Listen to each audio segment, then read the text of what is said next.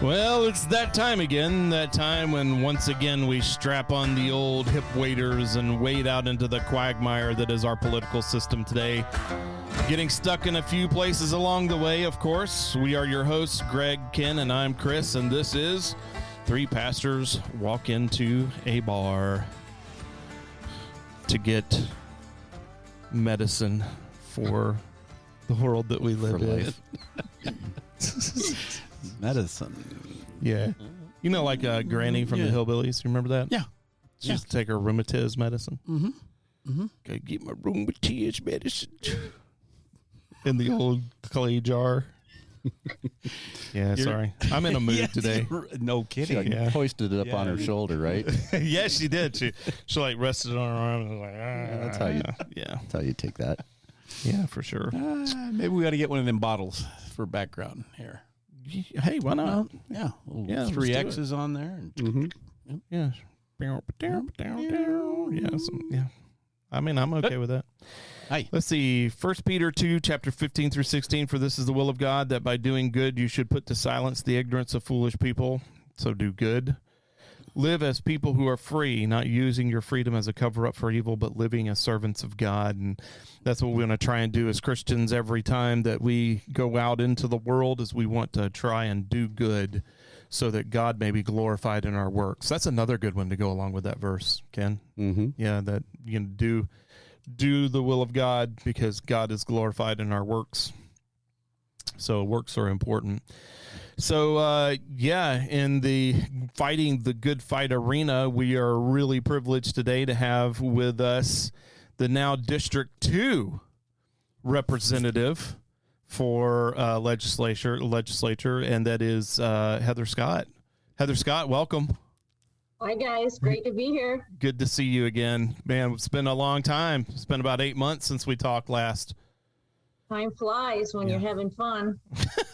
Well, is that what you call it? Is that what you would call it? Fun? Yeah. It's got to be fun. Yeah. If you're not laughing, you're crying. That's for sure. Mm. That's for sure. So congratulations on winning your 4th term. Are you excited? I'm doing what God has called me to do. Wait, that's not what I asked, Heather. I asked if you were excited. I'm giddy. Yeah, she's having fun. She already stated that. Yeah. You know, it is fun to be in the will of the Lord. If this is where He wants me, I'm just happy. Yeah, for sure. Did you? How many terms do you get? Infinity in Idaho. Really? You can run as many times as you want in Idaho, huh? Yeah. How many more times do you see yourself running? Come on, just 0. Give us the news. From day one, 0. It's people are always like, what are your goals? What are your plans? And it's like, I just go day by day. And I was just waiting for the word of God to say, you're done. But He hasn't said that yet. So, so I don't know. I have no long-term plans at this point. Yeah, I'm just trying to get the scoop, Heather. That's all. I know. I wish I had it. Yeah. You heard it first. That's right. You heard it here first. Breaking news. Heather Scott determined she will run for all of the terms of office forever. Yeah, just make something up. That's what the news does. You that's just true. Make up whatever you want, and that'll work. That's true. We can just say whatever we want, right, Ken? Yeah. Yeah. And then if she doesn't deny it, it must be true. How many push-ups can Chuck Norris do? It's all of them. All of them? All of them. How many terms can Heather Scott run? All of them. All of the terms. Well, we're super glad to have you in District 2. We stole you from District 1. Yes, that was our plan all along. And it's not official till the first week of December. So Really? I'm still on for another few months. That's got to be awkward. It is. That is kind of weird. Footing both sides and running all over North Idaho. Yeah, because in that transition, you probably found yourself kind of balancing, especially when, like, you remember not too long ago, we were talking about the property assessment stuff. And, you were kind of like tiptoeing in both counties or in both districts at that point for that whole thing, huh?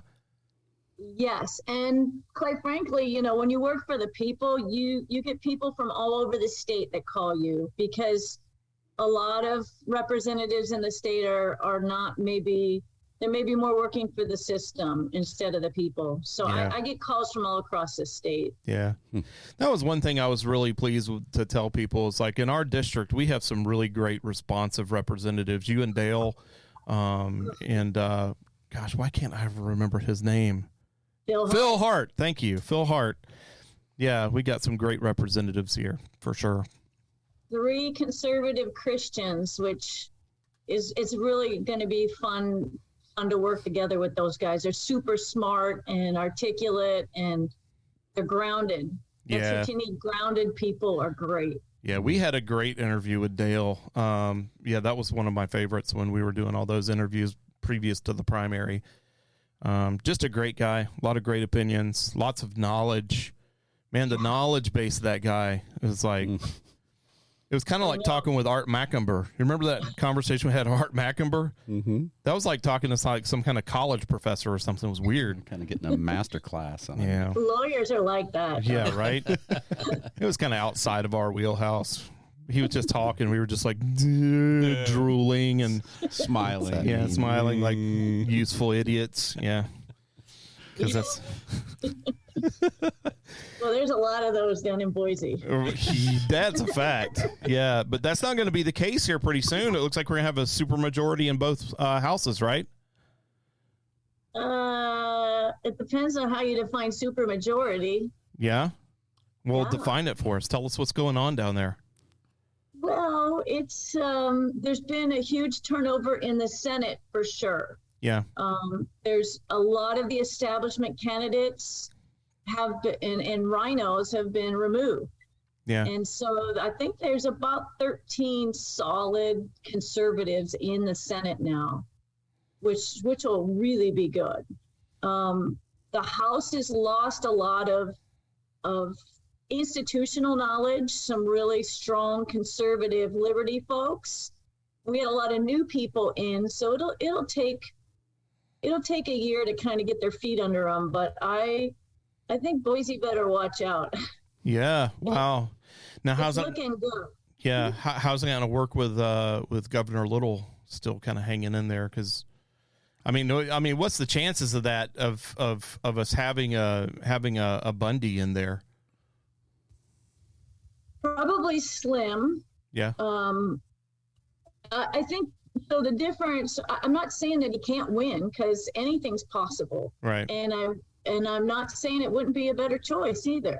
Right. I'll say this: the Governor Little has been operating with the Senate as an extension of the executive branch. He basically has owned the Senate ever since I've been there, and that's not going to be the case.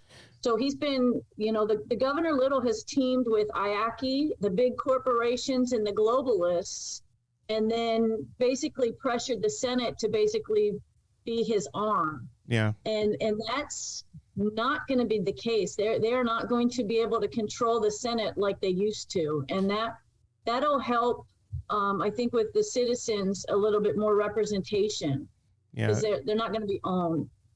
It puzzles me that Bedke ran for attorney general. I mean, what was do you think that was, because the attorney general really doesn't have a heap of power, or not the attorney general, the assistant governor, lieutenant governor. Thank you. They don't really have a whole heap of power. So it seems weird to me that he would step out of where he was at and then go for lieutenant governor. Was it just because his time was up, or what was the purpose of that? It's a stepping stone to become governor. He thinks he's going to be governor. And so it's really a sweet spot to be because he won't be voting. So he's not, he has a horrible voting record, which is going to be in the past now, because now he's lieutenant governor and he just is kind of a figurehead, and he'll have the experience of governor. They won't attack him like they did with Janice McGeehan. Yeah. They will promote him and foster that next step and transition him right into governor, so the globalists can retain control over our representation in the executive branch. So it really is kind of a sweet spot where you get to kind of stay in the political system, but you don't really have to make any decisions. So it's almost like a political reset. Mm-hmm. Huh. That's interesting. And and then he'll get to say, Governor Little, when he was going out of town, he wasn't even telling Janice McGeehan. So she didn't, she couldn't even fulfill her job. But they'll make a big deal over it. He's the acting governor. He's got experience. He did such a great job. And they'll line him up to take over for governor. Hopefully the people can see through that, but that's what they'll do. Yeah, yeah. What do you think lost? In my opinion. Yeah, no, I get it. Yeah, this is all your opinion, for sure. Yes. What do you think lost it for McGeehan? What happened? I think she, I don't think she ran a great campaign. Yeah. And I think, they had started to attack her the second she got in there. And that's what they do. If you work for the people, they will attack you. And so she had a hard hill to climb. I just don't think she ran a great campaign. Yeah. And I think the constant attacks and lies and attacks on her were just really tough. Yeah. I think the only thing that I can honestly remember of anything about Janice in the campaign was when they were comparing her to white supremacists, unfortunately. That's the only thing that I can remember seeing anywhere. Yeah. I'm trying to think of any kind of positive messaging that I saw of Janice. It was all negative. Yeah, news. Everything. The doxing of the Facebook victim. And Yep. And you need money. And so you've got all the global guys in all of IACI, and they're all giving money for the messaging on the establishment side. Yeah. It's really hard to deal with the media. A lot of uneducated voters will just hear one bad thing and repeat the talking point. Yeah. Now, you've mentioned IACI twice now or three times. For our viewers that may not know what you're talking about, what exactly are you talking about? It's the Idaho Association of Commerce and Industry. It's a huge lobby group. Some of their members are World Economic Forum members. It's the big boys that run this state, and they pressure and basically fund establishment candidates. They're basically looking out for not the interest of the little guy or the individuals, but more the corporations. Wow. So that's IACI. Okay. And there's like Microsoft, Facebook's now a member of IACI. It's the big boys that run the state. And do they have a website that you can go look at? Is there do you know? I bet they do. I bet a lot of stuff is, they kind of keep a lot of it secret. But I think you should be able to pull them up on the web. Yeah, they might not show all their members, but you should be able to pull them up. We'll try and look into that and maybe include that in a Liberty Rumble one day and kind of get that information out there. Great. I don't think a lot of people really know all the different groups that are involved with our state legislature, and what we can do to kind of begin to get off of that kind of corporate kind of dime that we're kind of living on right now. Not because the Idahoans are living on that dime. It's our executive branch, and a lot of our leaders are kind of really being patronized by these guys. Well, I think one big thing is citizens need to recognize that they are supposed to be running government. They are supposed to be in charge. Government's supposed to work from the bottom up. And that kind of the way that filters through is actually through the central committees. I don't know if you know what a Republican Central Committee, or they have Democrat Central Committees. Yeah. But the Central Committees are critical to the direction of the party, which should be pushing up on the state legislators. Yeah.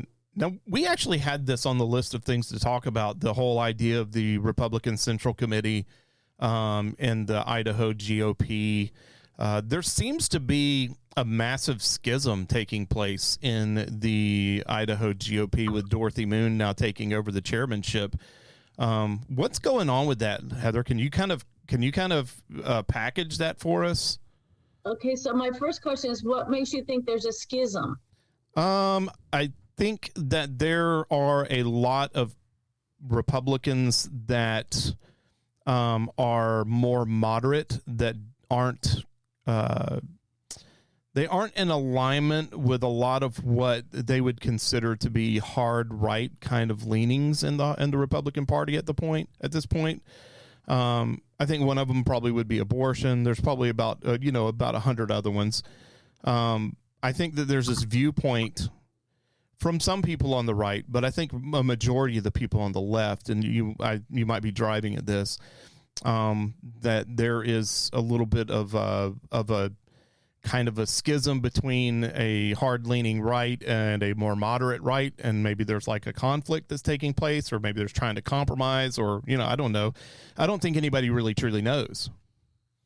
So if we go back to where the central committees are supposed to represent the people that get involved in the central committee push the direction bottom up of government. Mm-hmm. And so the people that have got involved at these local levels are saying, hey, we're tired of the global stuff.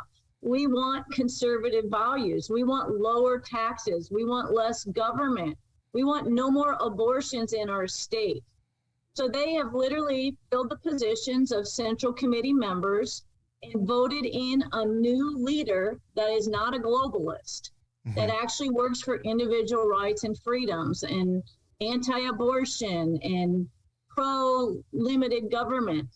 And so what you see now is they have elected, that was an election that happens every 2 years with the party, people from Bonner County, Kootenai County, Ada County, they all go down and pick a leader of the Republican Party. And the people picked Dorothy Moon. Mm-hmm. They said, this is what we want. This is the direction we want to go as a party. So what you hear and see is the left-wing media teaming with the establishment global boys and IACIs and the big lobbyists freaking out because they know when the people are in control, they lose control. Yeah. And so the only way they know how to deal with that is say, oh, they're extreme, they're far right, they're alt-right, they're this, they're that, name calling, because they don't like the direction away from their special interests. Yeah, Does that make sense? Yeah, there certainly are a lot of ad hominem attacks happening.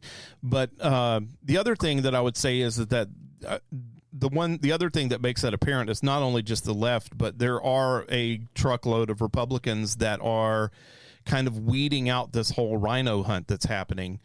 And so, yeah, there definitely is a component of the Republican Party that is not in line with the other part of the Republican Party. So what is going on with that? I mean, I have to tell you, as a pastor, and I'm watching some of the rhetoric that's going on surrounding like the whole idea of like the rhino hunts and everything like that. It's like when a person who is a representative doesn't do exactly what you want them to do, it seems like there's this knee-jerk reaction to just say, oh, it's a rhino.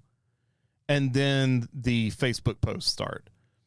And I think that schism is kind of not only just in the Republican Party itself, like between the real Republicans and the rhinos, if you will, and it's filtering out into the society in general. So now it's like, if you're a Republican and you don't do exactly like, what Janice McGeehan does, then you are now a rhino, even though your voting record may not show that. I mean, it's just like this perception. And I'm wondering, like, philosophically, I mean, are we merging into like a dangerous area for the Republican Party right now? No, I don't think so. I mean, you see this in any party. You see this with people in general. That's you've got Democrats that are pure out communists, right? And you got Democrats that are like the blue dog Democrats. I mean, that's the whole thing. They're supposed to be fighting in government. They're supposed to be arguing and discussions. Everyone's not supposed to get along. Right. But what the parties do in general, how I see it, is they have a platform. And if you haven't, I think my last newsletter, I put a link to the Republican platform. Click on that platform, and it basically says, these are the standards in Idaho for a Republican. We believe in traditional marriage. We believe in, these are our standards. And so when people don't agree with those standards, but that are the standards, maybe there shouldn't be part of that party. Yeah. And so you have to set standards. And what's happened over the last several years is the people in charge of the party have really been ignoring those standards. Right.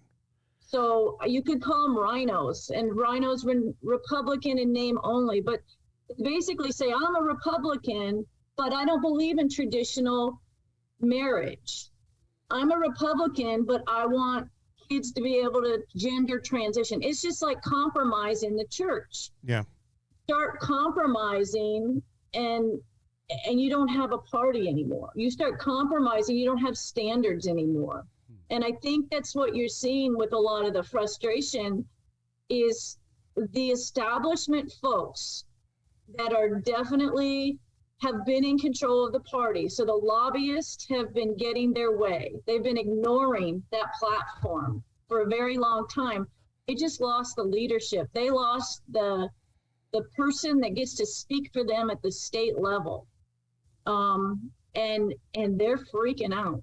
And I think you're seeing that in articles, and they're trying to say, oh, there's this big, chasm, there's this big fight, but there's always been people on all sides of it. Yeah. It's just they lost control. They lost their they lost their guy that was covering everything up for them. Because I can guarantee you, up until the last 2 years, every single email I got from the GOP was, we love Trump, give us money, help conservative values. But they were anything but conservative. They were using that money to promote global agendas. And so now that's not going to happen in our state. So does that make sense? Yeah, it certainly does make sense. I think that there is definitely a necessary tension that is required in our political system for sure. I think if you don't realize that, then you're probably misinformed. But that tension, I think it is pushing like a, I don't want to call it libertarian, but I think that there is a constitutional party arising from all of this. I think that there's a group of people out there that are not as hardline on things like, well, let's just take abortion, for instance. So you have this abortion thing going on. We are supposed to have a trigger law. It's being challenged by the Department of Justice, right? DOJ is bringing up a lawsuit. And we are going to be fighting, and the basis for their argument, if I'm not mistaken, is that there's no exemption in the law for the case of life-threatening pregnancies, which of course is like 0.3% of abortions at this point, whatever. And we can make the argument about either way. Obviously there's a lot to discuss there, but I think that there's a lot of people who would consider themselves to be Republican, at least fiscal Republicans, that would look at that and think, well, gosh, if a mom is going to die because she's giving birth to this child, who gets to make that moral decision? Does the legislature get to make that moral decision, or does the doctor get to make that moral decision? So our trigger law is poorly written, and it probably should be challenged the way it's written, because the way it's written, it defines abortion as a termination of a pregnancy. And that is what an ectopic pregnancy is. So it would, the way it's written, it's poorly written, because they've compromised, the pro-life groups have compromised on how they define abortion. Right. Abortion, as we know, is the murder of a human being. But they've redefined abortion to murder by abortion. So it's called murder by abortion. So they've changed the terminology. So it's not murder. It's so weird how they've done it. They've watered it down, so it leaves. They've watered it down, so it leaves a big open loophole, right? Yeah, they literally have, because they would just say abortion is murder, and we know with an ectopic pregnancy, the doctor is not going in there to kill the baby. Right. They're not doing that. But now that they've changed the terminology, to where abortion is to ending a clinically diagnosed pregnancy. I think that's the terminology. Yeah. So it would be considered illegal because of. Yeah, if a doctor tried to save a lady's life, he could go to jail for it, and then they'd have to fight it out in the courts. Yeah. And that is because the pro-life groups compromised on changing the definition of murder. Because remember, we talked before, our state law says a fetus is a baby. To kill a fetus is murder. We just gave an exemption for abortion. And then they took it one step further and said, we define abortion as taking the life, so they've redefined that word. So they just get back to its murder. It would be better, but it probably should be challenged because of the way it's poorly written. Do you think that and this kind of getting away from my original point, but Actually, let's just get back to my original point real quick. And we come back. We can circle back. Okay. We'll do a Jen Psaki on that, and we'll circle back to that. So my original point is like things like that. I don't think they intended to water it down. I think they intended to draw a hard line in the sand when it came to abortion. It is the way it appears to me. And the way that it appears to like a lot of conservatives is like, we're like, it doesn't matter what happens. Abortion's going to be illegal, no matter what the circumstances. And I had this conversation with Ammon Bundy not too long ago. I was asking him about the whole, abortion thing and everything. And I was like, does it seem extreme that if a lady is going in and she's going to die, right? The doctor's going to have to make a moral choice. It's like, if I intend to save the life of the mother, the baby's going to die. If I intend to save the life of the baby, the mother's going to die. It's like, you have to save the life of the baby because you're not going to go to jail for the mom. It's like, so it really brings up this moral dilemma. And he said, well, that's kind of the way it needs to be, because then, he can go to court and then he can go through the court process. She can go through the court process. It's like, you're going to ruin that lady's life. That is not the intent. It's like people that go to war. Are they violating the 10 Commandments? Thou shalt not murder. It's like premeditated murder. They're not going, that woman is not going in there to murder the baby because it's stuck in the tube. Right. But right? under that law, that's what would happen, right? I agree. And I voted against that law. Right. Because it's poorly written. And it allows abortions for rape and incest babies. Wow. So, yeah, it's completely not what we want. And I think that's what is like, I think that's what causes a lot of people to be like, oh, wait a minute. I agree that abortion is wrong in all cases, but you can't call it abortion if the intent is to save someone's life. I mean, there has to be a way that a doctor can be able to do no harm. And sometimes that's just not possible. Sometimes somebody's going to get hurt. And so it just seemed really extreme to me. And I think that, coupled with a lot of the leftist propaganda, coupled with a lot of the kind of Christian nationalism that's kind of going around, this whole kind of, we had a great conversation with Paul Vanoy about Christian nationalism just the other week. And there's like a lot of Christians who would love to create law to force people to be biblical. And I think between all of that, there is a group of people that are kind of merging out of that are more constitutional, more libertarian minded. And I think that group of people is growing.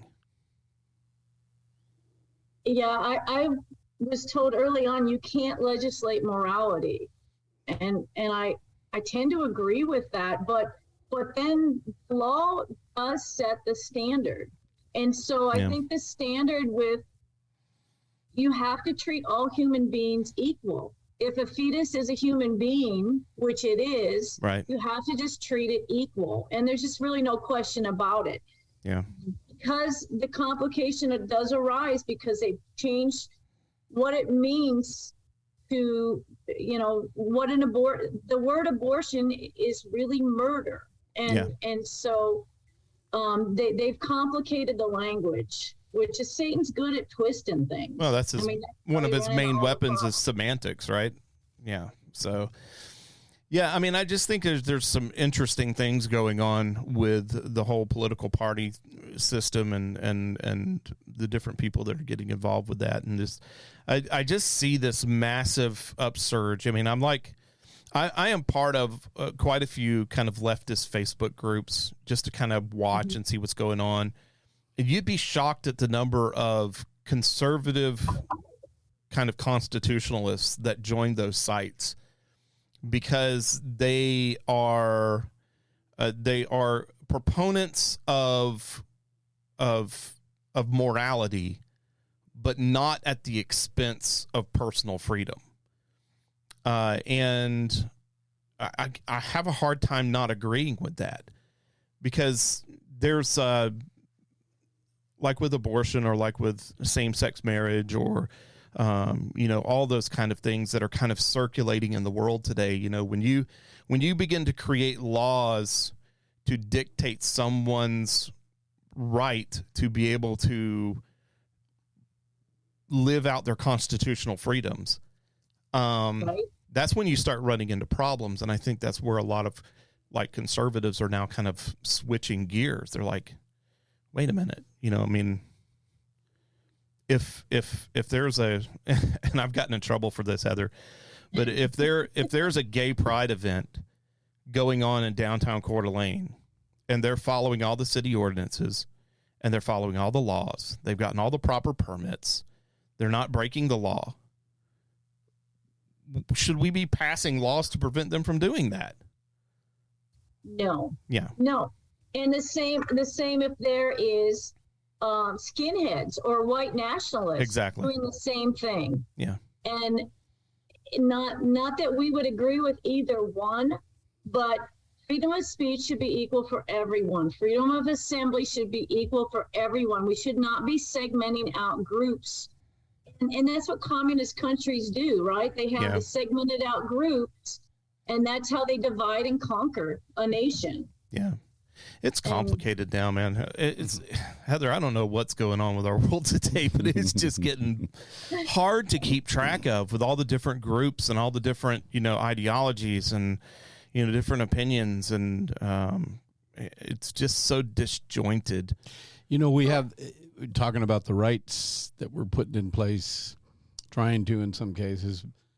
But even with that said, as conservatives, should we be down there protesting? Oh, for sure. It's legal. Sure. Yeah. It's lawful. Absolutely. Yeah. But should we be down there protesting? Yeah. You can protest anything you want. Yeah. And Yeah. that's part of the freedoms that we have here in this country. Absolutely. Absolutely. Yeah. We could go down there with signs if we wanted to.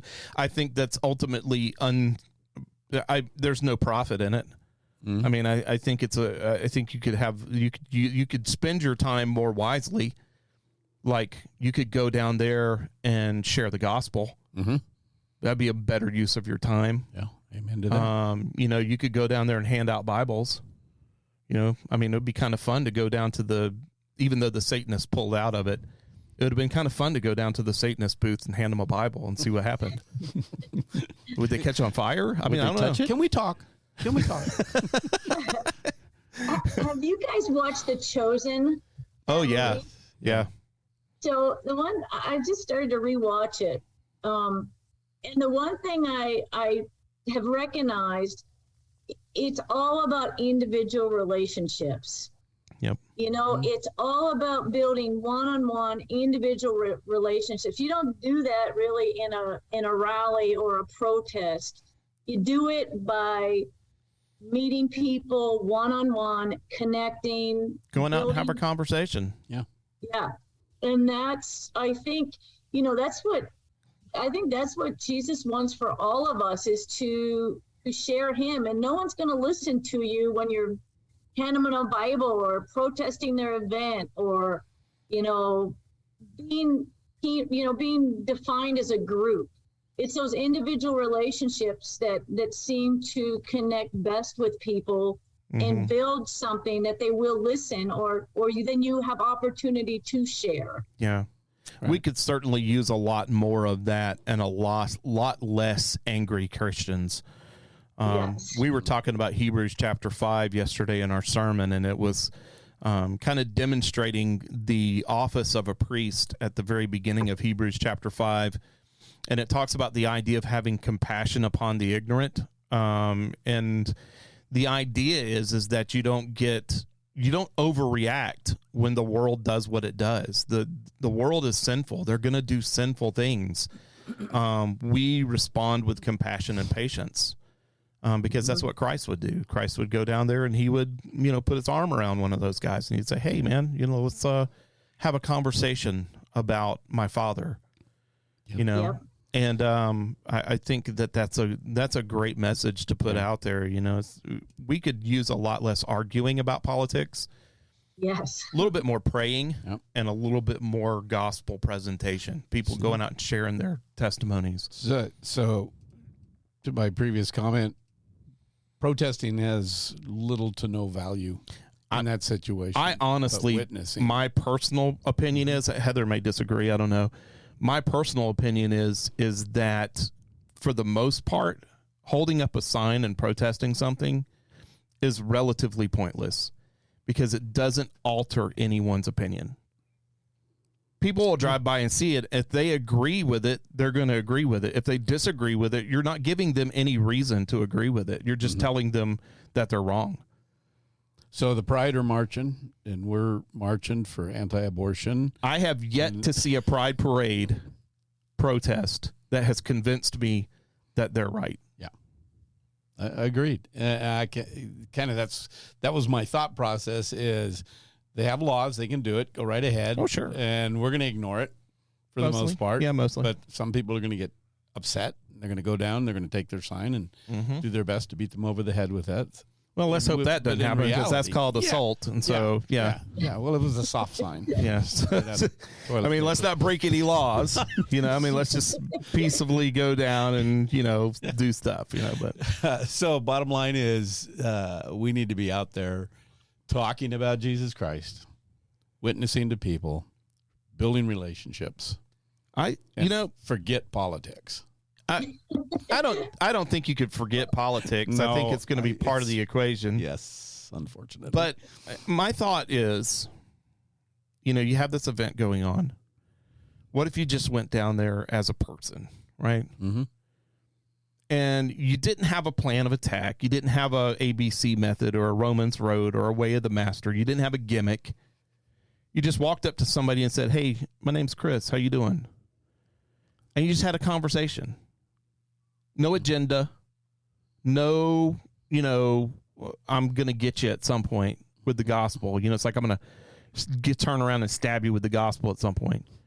Just have a conversation, and inject Christ into the conversation. Mm-hmm. I mean, Jesus said, if I be lifted up, I'll draw them into myself. So why not just tell them, about your testimony? Mm-hmm. It's like, I understand why you're out. Well, maybe I don't understand why you're out here. Why don't you tell me why you're out here? Mm-hmm. Yeah. Agreed. So I'm glad we finally agree on something, Greg. It's taken 10 years, man. Well, I think that takes us back to our scripture, right? Doing the good to silence the foolish talk of others. Yeah, for sure. Yeah. The Republican GOP. Give them a reason to say, that Christian was okay. He's kind of cool. Heather, you need to get in there and start doing that with the GOP. You wanted to solve the rhino problem. That's all you needed to do was go in there and give them Jesus. Save the legislature. Well, I think if everyone would just follow the 10 Commandments, we'd be all right. That's probably true. So here's a question. Need all these other laws. We were talking about the city, or it was the county commissioners meeting, and the arguments over the invocations, right? Mm-hmm. Does the House have an invocation prayer at the beginning of the session or every day? They do. Who gives those? They read a scripture or share some inspirational quote or something, but a lot of times it's scripture and then a prayer. It's a Christian man that does it. Okay. And how long has he been doing that? I think for a long time, probably since they've been doing the legislature. The same guy has done it ever since I've been there for 8 years. Wow. And is he just a citizen volunteer, or is like the house chaplain? He's a pastor. He's a local pastor guy. Okay. Yeah, he just took that on. So what happens if a Wiccan comes in and says, "Hey, you know what? I'd like to offer an invocation"? I mean, I think it would depend on the Speaker of the House if they would allow that. I think when he's gone, if you kind of have this structured down, I think one time, like when he was gone, one time they had people fill in, and one of the people filling in was maybe that direction. Some people just walked out, but for the most part, it's pretty structured. It's the same guy, and it's Christian based. And we finally got In God We Trust over top of the Speaker of the House, in the rotunda. So that's really been interesting. That to me, I love that, obviously, because I'm a pastor and I love God and I love Jesus, and I would love that every prayer in the public space be to our Heavenly Father through the name of Jesus Christ and his shed blood.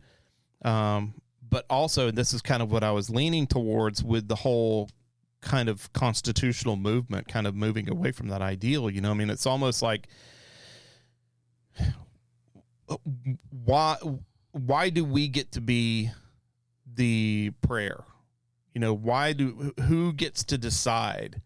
And then at what point does it become a encroachment of someone's freedom of religion when you choose to not allow, and you're maybe not even having this issue in the legislature because there may not be, I may just be shooting in the dark here. There's probably not a witch out there that's like, I think I want to go have an invocation at the legislature, They're not listening to this podcast. They're not listening to this podcast for sure. But if they did, does the Speaker of the House get to decide? And then if I'm a Wiccan, I'm thinking to myself, well, you allow the Christians to do it. Why can't we do it? I'll go back to the very first conversation. The parties are so important. The Republican Party, God is in our party. It's in our platform. God has been taken out of the Democrat platform. I'm sure if the Democrats become the majority in the House, things would look completely different. This year, it was actually brought up to add to our party platform Jesus Christ.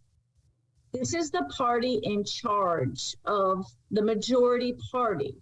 if people don't like that, if they don't like Jesus Christ in our platform, well, he's not now, but it's just God in our platform. If people don't like that, they can go join a Constitution party that takes away God, or that allows Wiccans or whatever. But right now, the majority party in Idaho is Republican, which goes back to their platform. And that's why you have standards. You have standards to join your membership of your church. Right. I'm guessing you don't allow Wiccans to join your church. Good guess. How do you know? Maybe we do. Maybe we're that kind of church. Maybe we are, Heather. We'll send you a membership application, Heather. You would welcome them to come, but they might not join your membership. It's a little hard to get around that profession of faith. Well said. Yeah, it is. Like once our profession of faith is established, it's a little hard to get around it. Yeah, that's true. Well, I've got a good Baptist joke. Yeah. Bring it. There's quite a few of those. I don't think people really understand Baptists. Well, it's fresh in my mind because Pastor Vinoy just said it. It was pretty funny. Maybe I'll tell you when we're done. Oh, okay. That'll be good. Vinoy said it. He don't know nothing. I don't know nothing. Maybe it's a lot like Baptist, though, the Republican Party. Maybe there's a lot of people that really just don't understand how important those parties are, how important those committees are. You know, what can we do to help educate people on that? Well, it's funny you ask that. I have 101 things you can do. Really? Yeah. Wow. Where can we find that at? I don't know. It's pretty much everywhere. It's going to be at the Athol Days this week, so you can pick one up there. Are you going to be there? I am going to be out of town, but I'm going to have a table with some of my stuff there. Nice. Maybe some of my gun bumper stickers. Nice. So, but actually, what I'll just share this, and not a lot of people know this because I haven't said it yet, but I have been working on an outside platform for a while now to help organize citizens, to engage them, to organize them in a way.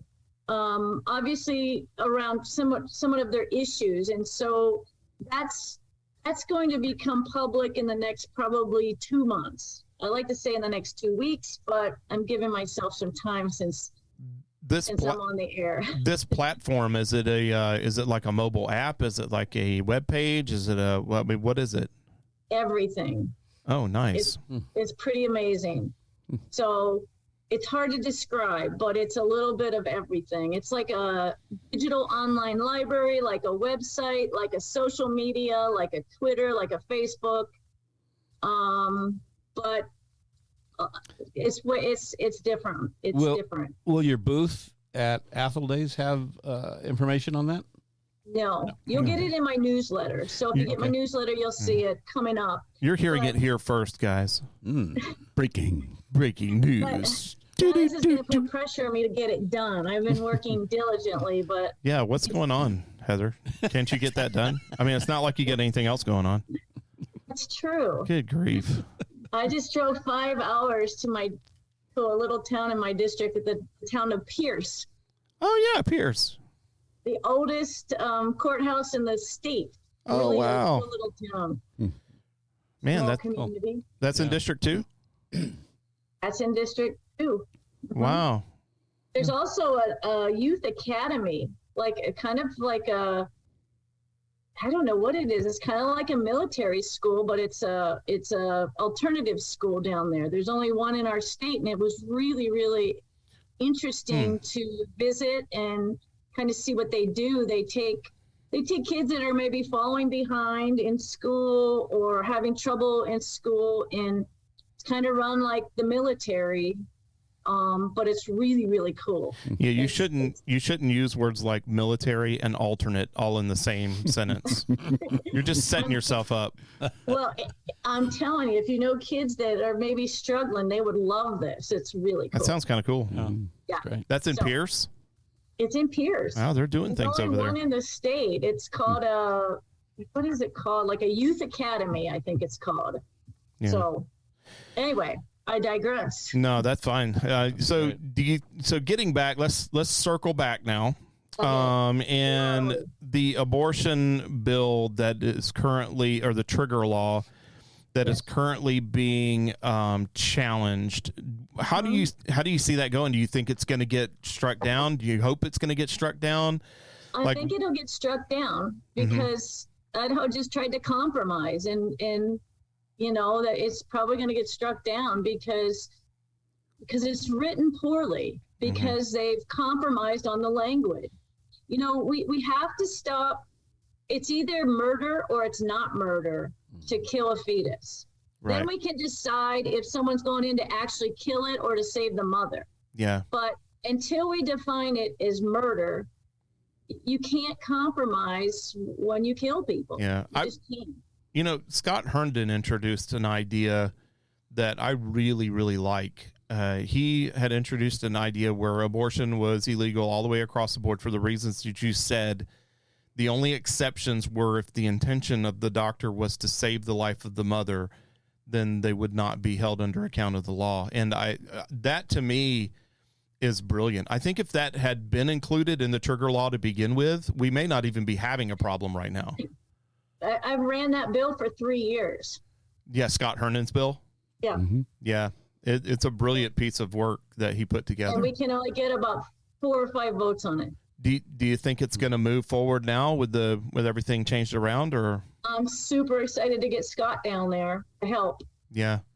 Did he win his primary? Yes. So you guys are all, because he was uncontested too, right? Or did he have somebody against him? I don't remember. It doesn't matter. He took out an incumbent. They put, I think, $200,000 or $300,000 into. That's right. That's right. You should. He's great. We had Scott Herndon. He's a terrific guy. We like Scott. And they. In fact, we got him coming up in late August, don't we? Very good. We don't have him scheduled, but he's willing to come back. Yeah, we've had conversations with him about coming back. Yeah, he'll get you all up to speed on the abortion. He is an expert on that issue. Yeah. And he's one that's protested in the past at a protest with a sign, but that sign has really woke people up. Yeah. In a good way. Yeah. Well, there you go. See, I was wrong. Protesting is okay. That's why we have politics, so we can discuss it all. Good grief. DOJ lawsuit. What court is going to hear this? Is this going to be the Ninth Circuit Court first? Or the Idaho State Supreme Court? I'm just kind of wondering what I think it's the Ninth Circuit. It would have to be. Which will be its doom. Oh, sure. Yeah, I mean, it's doomed if it gets to the Ninth Circuit. I mean, I guess that Idaho could push it to the Supreme Court if they wanted to. But if it's badly written, I don't know why you would want to. Mm-hmm. I mean, just let it die and start over. We have an attorney general right now that he's not on our side. Right. So yeah, but that's changing. Yes. Hopefully. That is changing. Yeah. Mm-hmm. You think Raul's getting in? Well, yeah. Yeah. Yeah, I think that's the thing. If you win the primary, pretty much in this you're pretty much in, huh? You're pretty much in. There's a couple of districts that are swing districts. I was going to give your listeners a website. It's Dave's Redistricting Map. If you just Google Dave's Redistricting Map, you can zoom in on Idaho and you can see the percentages, Republican versus Democrat. You get some of these districts are 60-40, you're going to get the Republican. Yeah. It's just going to be that way. Yeah. So do you think Raul could get behind Scott's bill? I don't know. That'd be interesting. I do know that LDS believe that, fundamentally, they believe that it's okay to kill a baby for rape and incest reasons. So that's not equal treatment of humans. That doesn't seem right. So I don't know. I don't know where he's going to stand on that. So, but his job is supposed to be to defend the law, and it's all convoluted in politics. Yeah. Well, that's kind of like what I was alluding to. It's like being a believer and having biblical, worldview doesn't make things easy.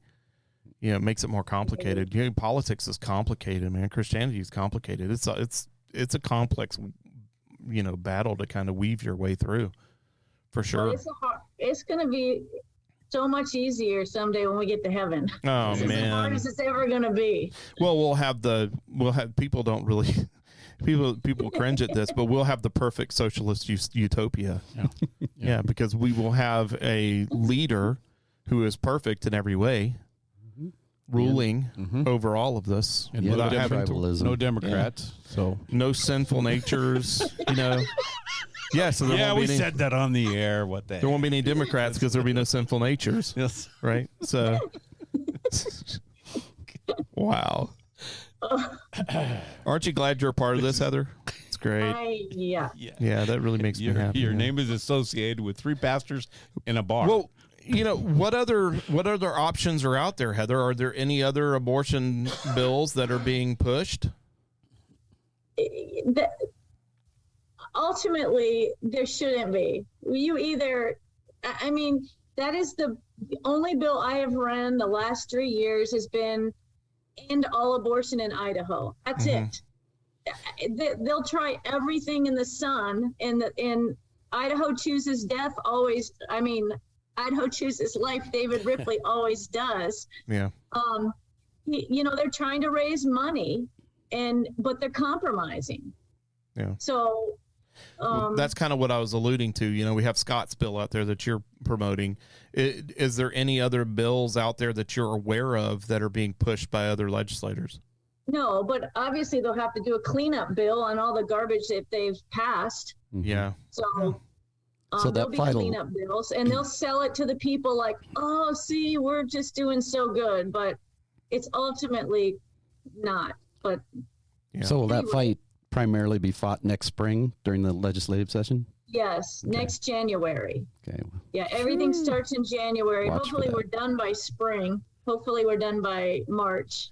Yeah, we're gonna have to. Is there a live feed for that? Can you watch that Yes. live? Oh Nice. yeah, you can watch everything live. What You we'll don't have to read my do newsletters, do you? is we'll have to get that on our phones, and we'll have to tape it to our heads and watch the whole thing everywhere we go, like Virtual Oculus reality. Yeah. You'll have so many questions, so much content. Yeah, I was looking at the last one, and it was like, gosh, there must have been 300 bills on that thing. I mean, it's like, it was incredible how much they talk about. It's like, how do you know, Heather, what to vote on, what not to vote on? Because there's just so much that they throw into one of those sessions. I don't see how you guys do it. We get about 600 bills that come through. And if they come on the House floor, you have to vote on them, and you vote on them in committee too. So there's a process. So you don't have to, you only have to vote on the ones that go through the House floor. So, and the committee ones. So it's a huge process. I have a bill reading team, and they actually help read, and they post them all online and simplify them. So But the bills aren't in Idaho. They're not like the federal bills. They're super short. Most of them are 1 or 2 pages, and they're not real complex. And they're all one thing. It's not like you have 5 things attached to one bill. Right. They all kind of are on one topic. So That makes it easy. yeah, it does. So at least that way you don't have to pass the bill to see what's in it, right? Oh, they do that too sometimes. They try. Yeah, the old Nancy Pelosi trick. Uh, You just got to pass it to see what's in it, Ken. That's right. Didn't you know that? Just everybody knows that. Take your medicine. I'm really curious to see what's going to happen with this whole abortion thing, though, because it's like we now have the opportunity at the state level to do something about it, and it seems like we're just kind of like tripping over ourselves trying to figure out what to do. yeah. They've been saying we want to end abortion, and now's their opportunity, and you watch. They don't want to end abortion. Yeah, that seems like. And do you feel like ultimately what's going to end up happening is there's going to be some kind of weird compromise where it's like abortion for some and not for others kind of deal? That's what it is now. That's what every bill we get to vote on gives it an exemption for rape and incest every time. Yeah. So, Do you think that there's just no way to get something else through? there's always a way. Yeah. Yeah. We can bribe them. With God, all things are possible, Chris. Well, you got to get a major corporation to come alongside of you and sponsor your bill so that you can pay them to vote the right way, right? Isn't that the way it works? The corporations want to kill the babies. So why do you think they're pushing the Wait, vax so what? There's no much? corporations out there that want to save the babies? There's got to be. Come on. Wait, they want some of them. They want them so they can vax them. That's right. Yeah, the pharmaceuticals. You need to get the pharmaceuticals on board. Yeah. Say, look, we could have all these kids and you could vax them. See? Yeah, maybe. That's maybe the approach. Maybe that's a new approach. It's more like robbing Peter to pay Paul. Huh? Yeah. Oh, man. What a mess. So moving on from that, and we're running short on time, so I don't want to be respectful of your time. I can imagine. We could talk about I think this is going to be a really short conversation because the HR 1808 passed the Senate. Well, no, that expired. And so now they're reprocessing that into a new assault weapons ban. Where is that at now, the assault weapons ban? Is it through? No, it's on its way to the Senate. It's on its way to the Senate, right? Mm-hmm. So if that ban is put into place, what is going to be Idaho's response? Idaho always doubles down when the feds try to do something. It's really not the federal government's job to get involved with gun stuff. It's a state issue. Yeah. So we've been pretty clear on every time they pass something, we double down and say, we push back. So I think we're going to be safe in Idaho when it comes to guns. I think where you're going to worry in Idaho, where we're going to see some compromise, is with red flag laws. Our Constitution is pretty clear. It says you cannot take a gun away from someone, and unless that gun has been used in a felony. But what has almost passed in years past is red flag laws, and you're getting a lot of pressure. I'm already seeing it come through, where Chris, if I think that you're scaring me, you're my neighbor, and you're screaming and you're violent, I can turn you into the cops and then come take your guns. Yeah. That's a red flag law. Or you get a spouse that says, oh yeah, my husband, he screams and he's mad at me and he has a gun and he was threatening. Yeah, there's no due process. It's just basically, we feel like you're a danger, so we're going to take your stuff. Yes. Yeah. Yep. That's going to be the big fight I think you're going to see in Idaho. We've had something called Marcy's Law the last few years that they've tried to pass almost every year. And basically it's a red flag law. And they always say, oh, it's about the victim. It's always about the victim. But it's about taking your guns. Yeah, yeah. Okay, well, that's good to know. I think our listeners will be glad to hear that. I was not worried. It's just always irritating when you see your federal government trying to infringe upon your rights and do things.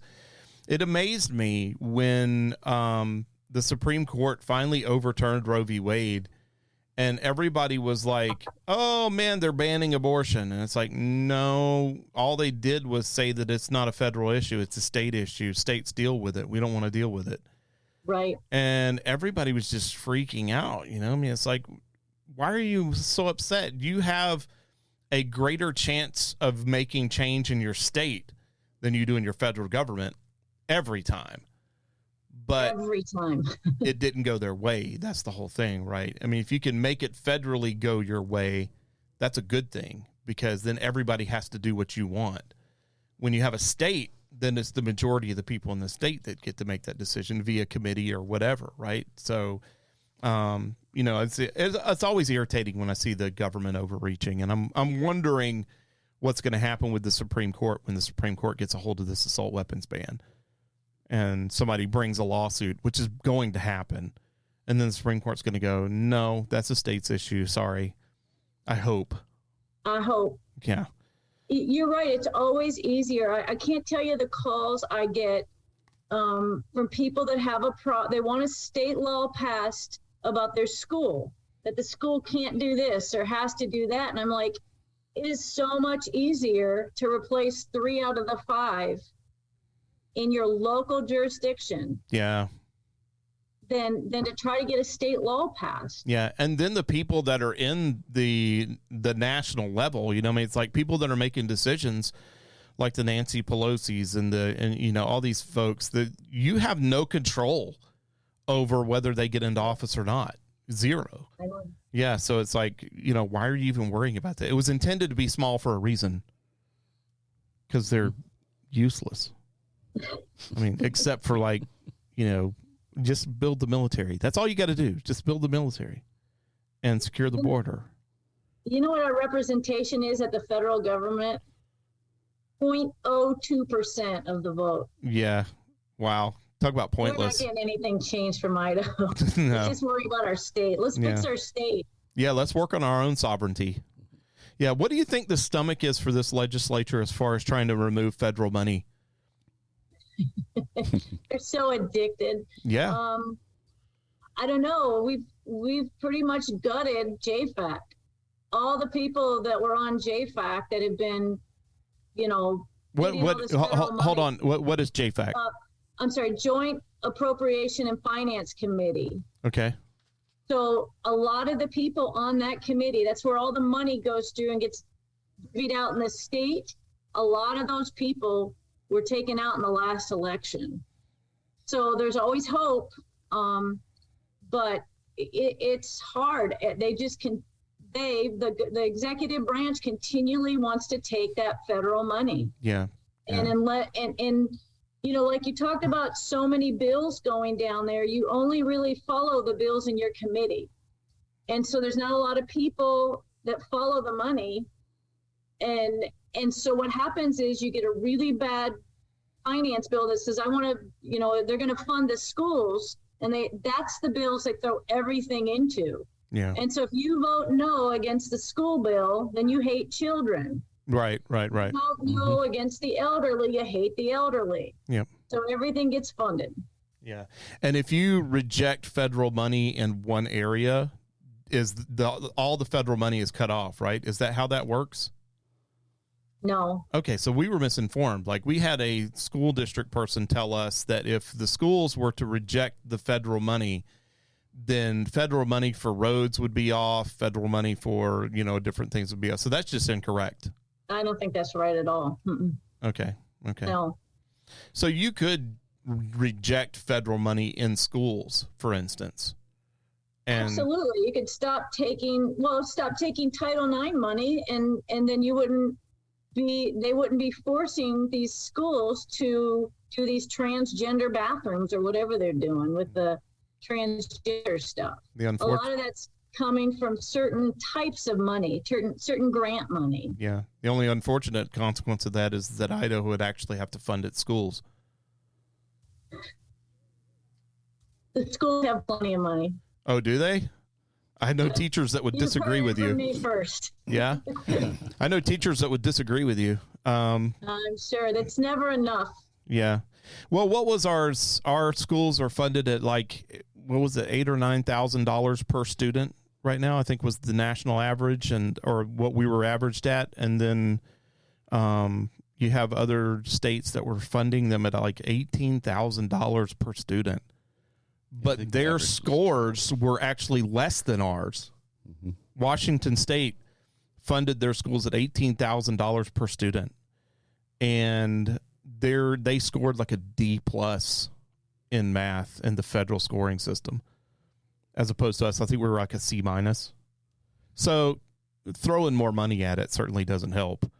But getting the federal money out of it might actually free up the ability for the schools to do things more creatively. Mm-hmm. So what do you think? Yeah, absolutely. What do you think the stomach for school choice is in the legislature? I think it's a real good possibility. I know some other states have passed it. At least one other state's passed it. We've been trying to pass it for many years.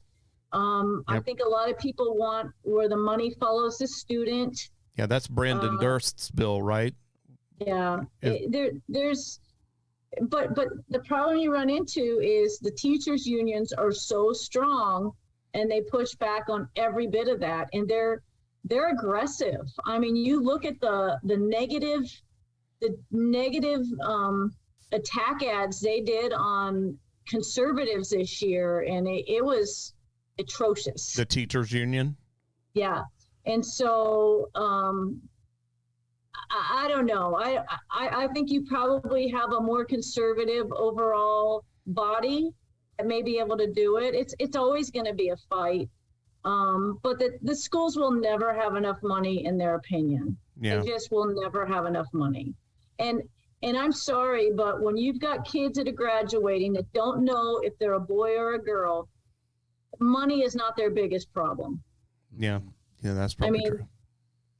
It's way deeper than that. Yeah, we've been really blessed in Timberlake's district to have quite a few conservative Christians to kind of take a seat in that place, and they were talking to us. We've been actually talking about having them on as well, but they've been talking to us about a lot of the things that they're struggling with right now, and just trying to find curriculum that does not have some kind of political agenda built into it.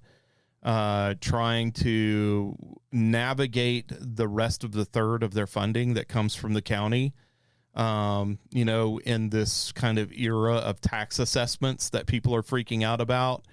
They have very special challenges in trying to fund that last third of what they need to get the stuff that they need to get done accomplished from the county level. And so, it's like if you lose the federal money, then the money that they're losing has to come from somewhere. So would that money come from the state, or would that money come from the county, or how does that work? It's a complicated deal, and I'm no expert on schools. Right. I have opinion that might be too conservative for you guys. Oh, yeah? I don't know. Let us know, and we'll tell you. This could be a great debate. Bring it. The parents should be raising the children. Oh, yeah, for sure. I don't believe in government-run schools to the point what we've got going on in this country. And I'll just say in this state. I just think it's sad what I'm seeing in the schools, the indoctrination, the problems in the schools, just the data collection on children. There's a ton of issues in our schools, and we need a great reset for the schools for sure. Yeah. I think if I was a teacher and I was reading, like, for instance, Brandon Durst's bill where the money was going to follow the child, and I was a teacher and I was in a community, and I thought to myself, well, let's see, each child gets, I don't know, what was it, $8,000 a year or something like that. If every child gets $8,000 a year, and I could start me a micro school of 20 kids, that's, 8,000 times 10 is, 80,000, then times 2, that's $160,000 a year, that I could take my salary and pay for curriculum for my micro school. I could be making twice as much what I'm making as a teacher right now with none of the regulations and none of the hassle. Yeah. Even that, but maybe that's too capitalist. Maybe wait a minute. I shouldn't have said that because that's capitalist in nature. Sorry. Definitely too simple. Sorry. I didn't mean to be capitalist in America. I knew we're trying to shoot for socialism here. Well, I think too, we have so many churches in our state. Why are our churches only open on Sundays? Yeah. I mean, I think they should be schools Monday through Friday. They should be open for schooling. And I think that's another option we should be pursuing. Why should we have empty churches during the week? Yeah. I don't know. And why should homeschool parents be supporting schools that they don't even use? Yep. Yes. That was another frustrating thing for us as we were homeschooling our kids. It's like people on the left now are saying, well, I'm not going to pay for any of this stuff happening in public schools if they decide to go to school choice or whatever the case may be. It's like, well, why not? I've been paying for your secular schools for my whole life. So yeah, maybe shoot on other foot time. And we come full circle. That's what's happened. That's kind of what happened in the GOP, right? Right. Once they're not in control anymore, and then it's, a different game. No, we've complied for a long time, kept our mouths shut, and allowed your leadership. But now the leadership's changed. Yeah, it's flipping. It's flipping. People are waking up. That's the good thing. Yeah, I think that's the natural course of our political system. Morality is going to continue to decline if we don't get more Jesus inserted into the culture. But ultimately, the pendulum always swings, doesn't it? I hope so. Yeah. A couple more questions and we'll wrap up. So what is are there any kind of thoughts or plans about reclaiming our lands back from federal control? What's going on with that, Heather? Come on, tell me that you guys have a plan, because we want our land back. I want our land back too, and there's no plan.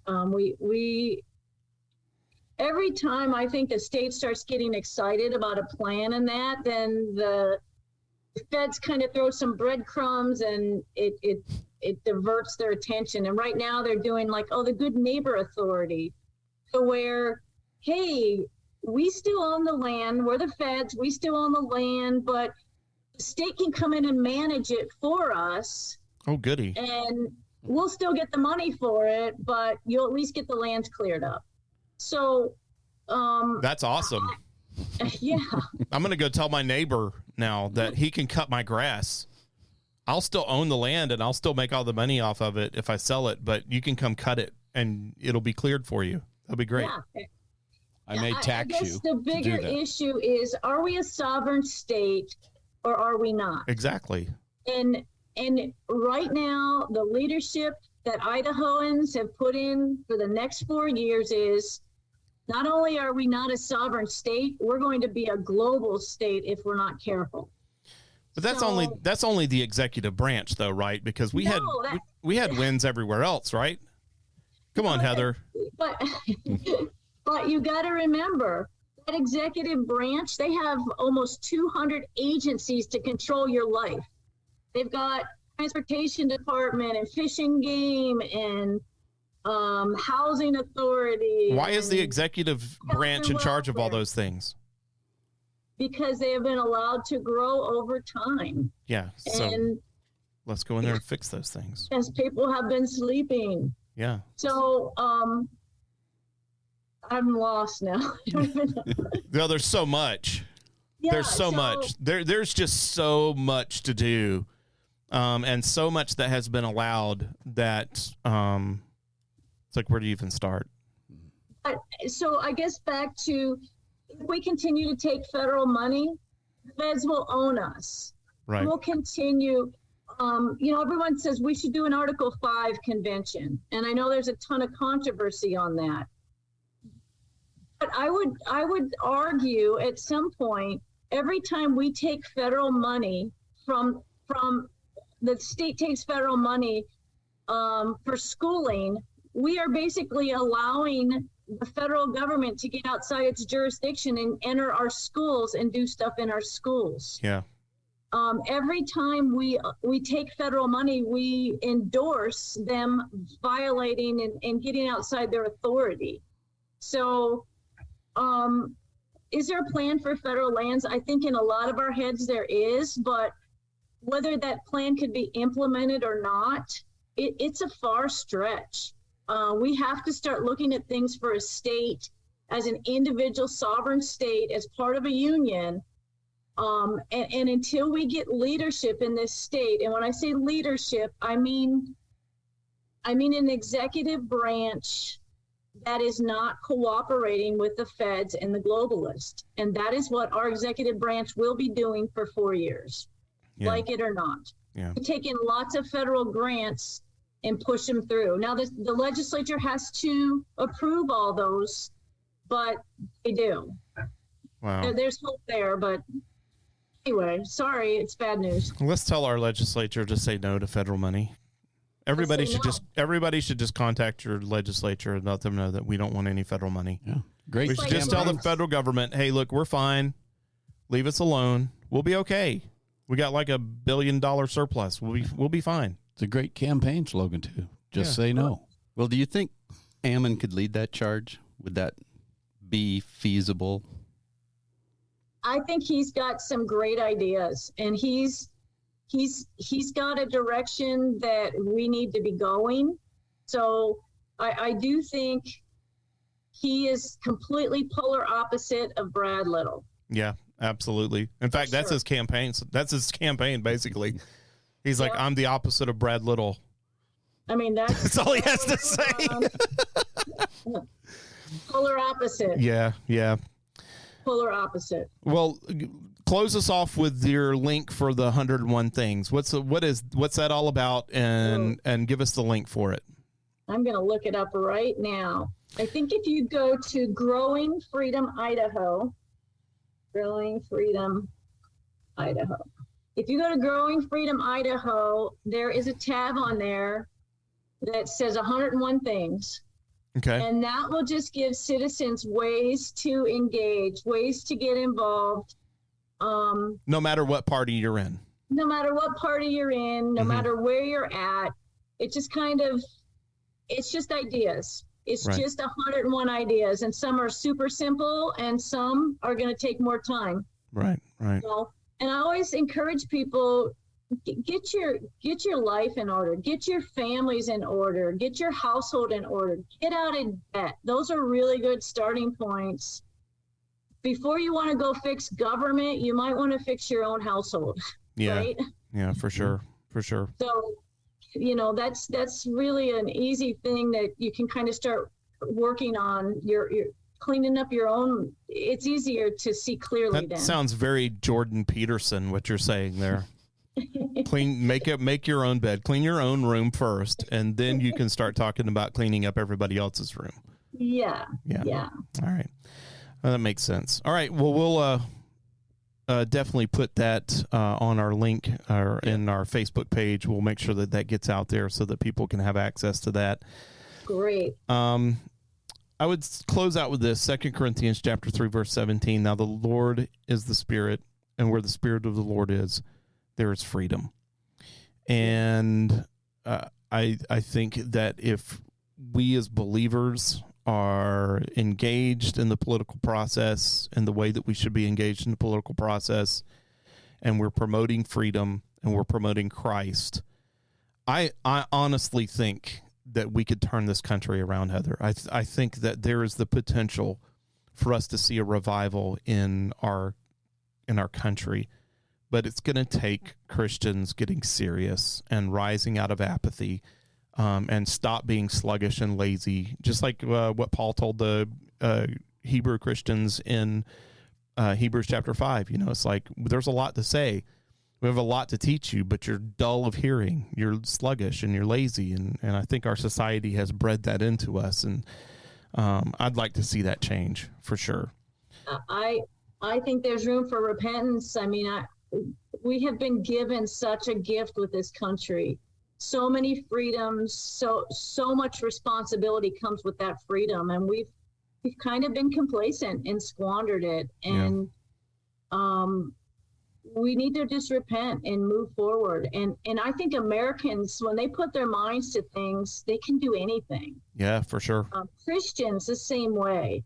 And so I hope it's a priority. Because I slowly see things slipping, and I know we can get out of it.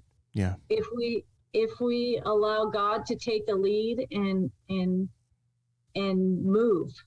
Yeah, for sure. Well, Ken, do you have any last thoughts? Yeah, I would just encourage our listeners to, yes, we are subject to a federal government, but you are not a slave to that government. If you're a believer in Christ, you have freedom in Christ that transcends anything that the federal government could hold over you.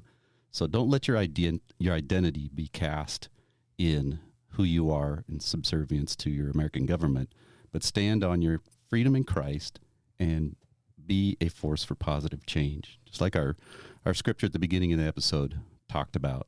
Don't use your freedom for evil, but use it for good, and that will silence the fools. Dang, that's deep. Pretty deep. Now we're going to ask Greg. I ain't going deep. I know you're not. Any last words, Greg? Yeah. Two things. Number one is you said it came up a couple of times. It's very complicated when we're talking about politics, even in the state of Idaho, and I'm overwhelmed. I'm sure as many of our listeners are, with the amount of data, information, sides, issues, bills that's out there. It's just amazing. Yeah. And then the other thing, plow into it, guys. Go for it. You can find that information. You can get it. You can get politically active and involved and make a difference, make a change. But the other thing, and this kind of made me smile throughout the interview, is kept hearing the word they. And I'm not sure who they are, but they have really messed things up. Mm-hmm. So trying to figure out who they are is going to be a challenge. Yeah. But Ammon and I talked about that for a little bit, who they are. Mm-hmm. We couldn't figure it out either. You didn't know either. Yeah, we didn't know either. Heather, got any last words? We'll give you the last word. I just say eternal vigilance. I mean, everything takes time and energy, and in this busy world, and we just have to make time to keep our country, keep our nation. It was founded on such good principles, and I think God inspired. And so it's worth fighting for. It's worth standing for. It's worth our time and energy for our future and the future of our children. I just think it's worth it. And just like anything, big problems, anything big, you just take it one piece at a time. You do what you can do. You ask God to show you what he wants you to do. And it may look completely different than what anyone else is doing, but that's okay. If you're doing what he's got you to do, it's the right thing to do. So that's my last words. Good. Those are Thank good you for words. representing us well, Heather. Yes. We appreciate you a lot. We really do. Thank you guys for having me on. Yeah, we really appreciate you and appreciate everything that you do, and I love the accessibility, and you're just we consider you a good friend, and so we appreciate everything that you're doing. Thank you, guys. Well, that about does it for us today. As always, thank you for joining us. If you have any ideas for an episode that you would like to hear us investigate, or guests that you'd like for us to hear, you can send us an email to 3p@athelbaptistchurch.org. If you enjoyed this episode, please give it a like, share it with your friends, and subscribe so you don't miss any future episodes. Make sure you hit those bells, guys. Thank you, Ken, Greg, Gavin, for helping us produce this episode. Thank you, Heather, again, for being with us. We really appreciate it. Thanks, Athel Baptist Church and its members, for their generous support of this ministry. And again, thank you for listening. And until next time, remember, be brave, be bold, be loud. You can be a force for biblical morality in your world. Don't wait. Don't be silent. And never, ever, ever, ever, ever give up. And with that, we are out.